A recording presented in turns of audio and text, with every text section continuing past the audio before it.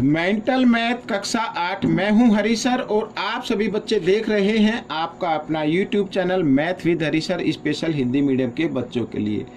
तो आज की सीरीज में हम करने वाले हैं प्रश्न नंबर 9 से लेके आगे तक अध्याय होगा वर्ग और वर्गमूल, और प्रश्न नंबर 9 से हम आगे करेंगे। आप वीडियो को पूरा देखना और देखकर स्किप बिल्कुल नहीं करना है, ठीक है। प्रैक्टिस करनी है, एक काम ही करना है, प्रैक्टिस करनी है ज़्यादा से ज़्यादा। आप ये सोचे कि हॉलीडे होमवर्क पूरा कर ले, वो तो कीजिए, कोई दिक्कत नहीं है, लेकिन प्रैक्टिस भी कीजिए ताकि आपके आने वाली क्विज में या एग्जाम में अच्छे मार्क्स आ सके। आइए करना शुरू करते हैं। प्रश्न नंबर 9 ये रहा आपके सामने बच्चों, प्रश्न नंबर 9, ठीक है। क्या कहता है देखो, मान बताना है। क्या बताना है? मान बताना है। मान बताना है तो 5 का वर्ग, 5 की घात 2 घटा 4 की घात 2 घटा 3 की घात 2 और सॉरी जमा 3 की घात 2 और घटा 2 की घात 2 और जमा 1 की घात 2 आई, ठीक है। तो अब बच्चों यहाँ पर 5 की घात 2 का मतलब 25, घटा का निशान। अब ये घटा 4 जरूर है यहाँ पर, लेकिन बीच में है घटा का निशान, ठीक है ना, इस पर नहीं है। अगर इधर ऐसे होता ना ये घटा का निशान, तो फिर इसका जो हम सॉल्यूशन निकालते, मान निकालते, वो अलग निकलता। लेकिन अभी ये यहाँ पर है। 4 का वर्ग कितना होता है? 16, 3 का वर्ग 9, 2 का वर्ग 4 और 1 का वर्ग 1, ठीक है। आप जमा के 25 और 9 और 1 10, 25 9 और 1 कितना हो गए? 35 हो गए बच्चों, 35 लिख लेते हैं। घटा 16 और घटा 4 घटा 20 हो गए। तो 35 में से 20 घटा दीजिए, कितना आ जाएगा? 15 आ जाएगा। ये आपका उत्तर बन गया। आइए करते हैं अगला प्रश्न। प्रश्न 10 क्या कहता है देखो, प्रश्न नंबर 10, 4 अंकों की सबसे बड़ी पूर्ण वर्ग संख्या बतानी है। सबसे बड़ी पूर्ण वर्ग संख्या, वैसे सबसे बड़ी संख्या तो ये होती है 9 को 4 बार लिखो, ठीक है। 9 को 4 बार लिखो, ये सबसे बड़ी संख्या होती है। लेकिन हमें बतानी है पूर्ण वर्ग संख्या। क्या बतानी है? पूर्ण वर्ग संख्या बतानी है 4 अंकों की। तो पूर्ण वर्ग बताने के लिए हम क्या करेंगे, इसको भाग विधि से हम इसका वर्गमूल निकालेंगे। तो सबसे पहले क्या करना है, पीछे से एक जोड़ा बना लेना है, फिर एक जोड़ा, ठीक है। अब ये आ गया, तो ये आ गया बच्चों 99 आ गया। अब 8 का वर्ग कितना होता है? ये 8 का वर्ग होता है 64, 9 का वर्ग 81 और 10 का वर्ग 100। तो 9 के वर्ग पे लेना है। किसके वर्ग पे लेना? 9 के वर्ग पे लेना है, ठीक है। 9 के वर्ग पे लेते हैं। तो 9 में से 1 घटाएंगे 8 और यहाँ पर 1 आ जाएगा। और अगला जोड़ा नीचे उतार लेना है, 9 का डबल कर देना है 18, ठीक है। फिर इसको हमें किस पे लेना है? फिर इसको अब आप लीजिए 9 के वर्ग पे लीजिए। इससे ज़्यादा नहीं लेना, कम लेना है, ठीक है, क्योंकि घटाने पर आएगा वर्ग। जमा करने पे तो ये 4 अंक नहीं, फिर 5 अंक हो जाएंगे भाई, तो घटाने पे रहेंगे 4 अंक, ठीक है। तो 9 पे ले लेते हैं, यहाँ भी 9 और इसको 9 से गुणा करते हैं। 9 निम 81 का 1 का हासिल 8, 9 अट्ठे 72 और 8 80 हासिल फिर 8, ठीक है। 9 एकम 9 और 8 17, ये आ जाएगा। अब इसमें से 9 में से 1 घटा दीजिए 8, 9 का 9 आ गया और इधर क्या आ गया? 8 में 7 गया 1, 198 आ गया।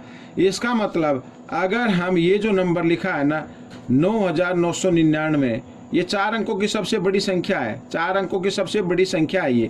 इसमें से अगर हम 198 को घटा दें तो अब ये परिपूर्ण वर्ग हो जाएगा। क्यों? इसका मतलब 198 इसमें ज़्यादा है। आइए घटाते हैं। 9 में से 8 गया 1, 9 में से 9 गई 0, 9 में से 1 गया 8, ठीक है। 9 का 9। तो ये बच्चों ये आ गया आपका उत्तर, ठीक है।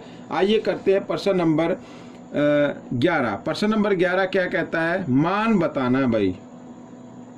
अब आप इधर देखो ये किस रूप में लिखा है? ये लिखा है a की 2 घटा b की 2, ठीक है। और ये बराबर होगा किसके?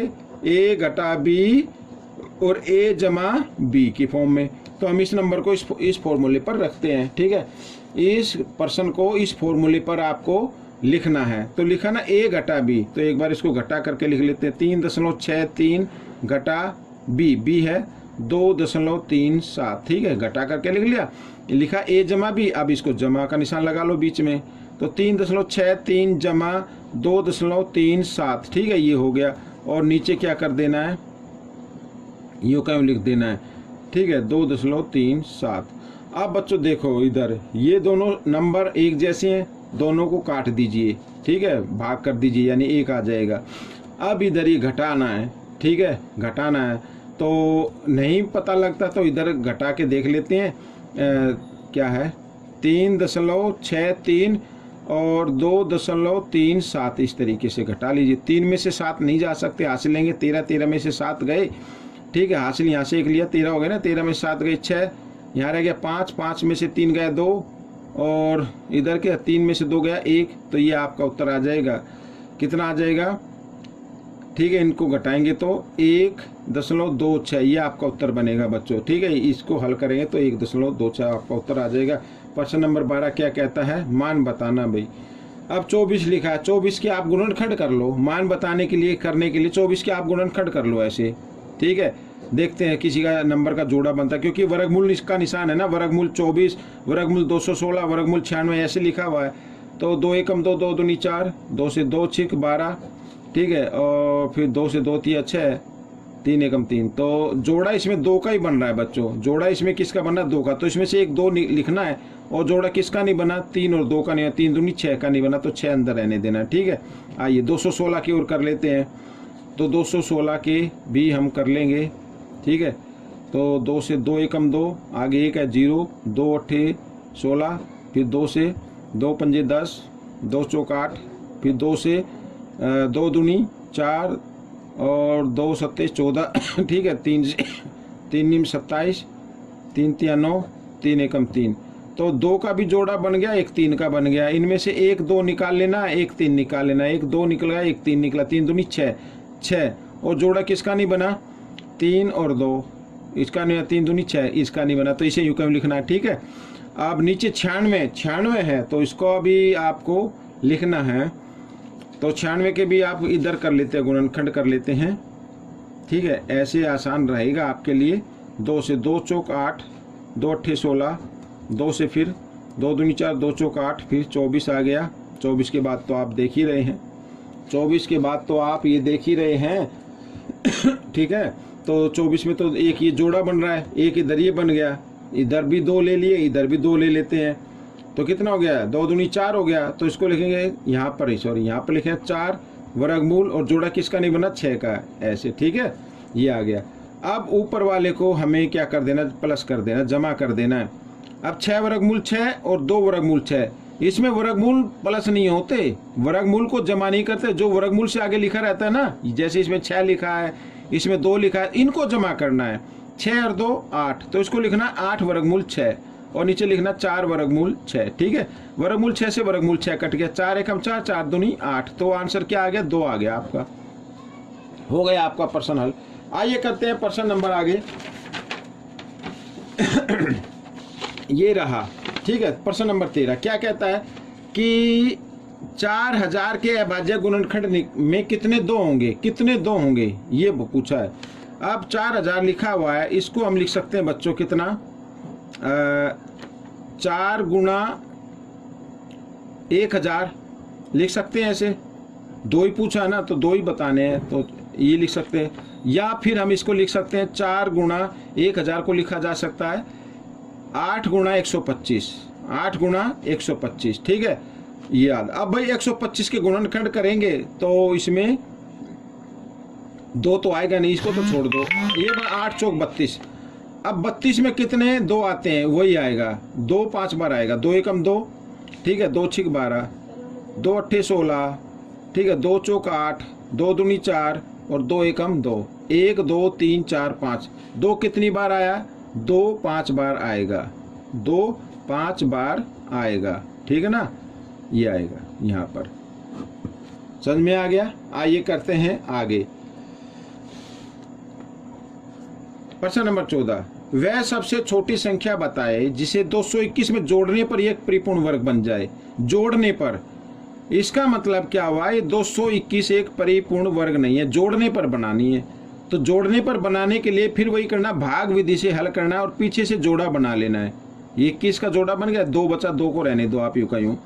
अब 2 किसके वर्ग में आता है, यानी 2 एक ऐसी संख्या लेनी है जिसका वर्ग 2 से कम हो, वो है 1 का वर्ग, क्योंकि 2 का वर्ग तो 4 हो जाता, ज़्यादा हो जाएगा, तो 1 के वर्ग पे चलाना है, 1 का वर्ग 1, ठीक है, यहाँ पे घटा दिया, 2 में से 1 गया 1, और अगला जोड़ा नीचे उतार लिया। अब 1 का डबल कर देना है यहाँ पर, ठीक है। अब किस पे वर्ग पे चलेगा, ये 1 किसके वर्ग में आता है, यानी जोड़ने पर पूछ का है ना, तो इसमें जमा करना, तो इससे ज़्यादा लेना पड़ेगा 121 से, ठीक है।